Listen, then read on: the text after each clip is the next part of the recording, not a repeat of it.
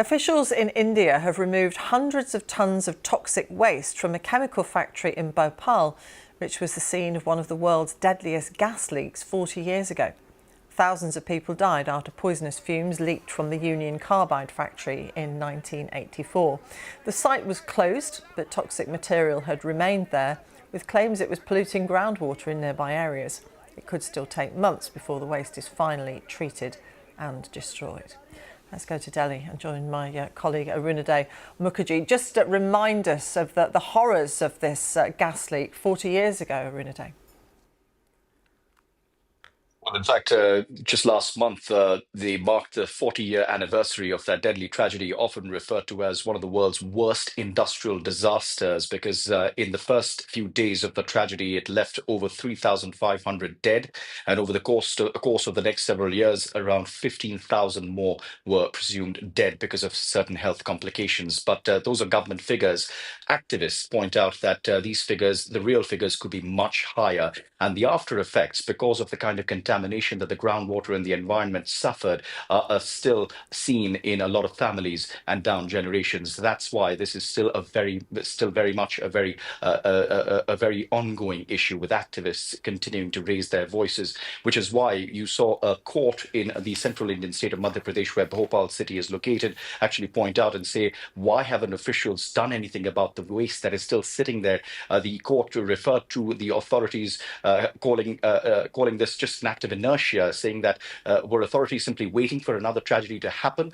And that's when they set a 4-week deadline, which is why last evening you saw these convoy of 12 trucks. I'm not sure if you were able to see those visuals, but a convoy of 12 trucks, essentially with those big containers packed with toxic waste, being moved to a location about 200 kilometers away from the site where the tragedy had actually happened. In fact, one of the officials who was overseeing the entire operation said that India had never witnessed a movement of toxic material of this scale ever. What's now going to happen is in the next 3 to 9 months, they're going to incinerate this bit by bit to understand what kind of environmental impact it might have, because there have been concerns that just the act of destroying this could also lead to environmental challenges.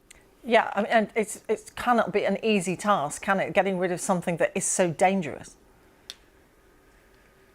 Absolutely. So what they're doing is they've earmarked a location 200 kilometers away from the location where the toxic waste was actually taken out from. What they're going to do is, in the initial period, they're going to just burn a bit of the toxic waste to assess what kind of damage this may have, because activists have said that the groundwater in these areas could also be contaminated as a result of incinerating this toxic waste. But the government has pointed out that they are keeping all safety measures into account. In fact, they've said that the smoke that will be released into the sky is going to go through a 4-tier filtration process. They've also said that the kind of waste that is going to be generated will be buried in the ground with various safeguards, is how they are describing it. But activists are not convinced. This is still very much an ongoing issue. As I said, there are court hearings that are expected to be taking up all these issues to understand how exactly this entire process is going to be carried out. But the state government and authorities say there is nothing to worry about.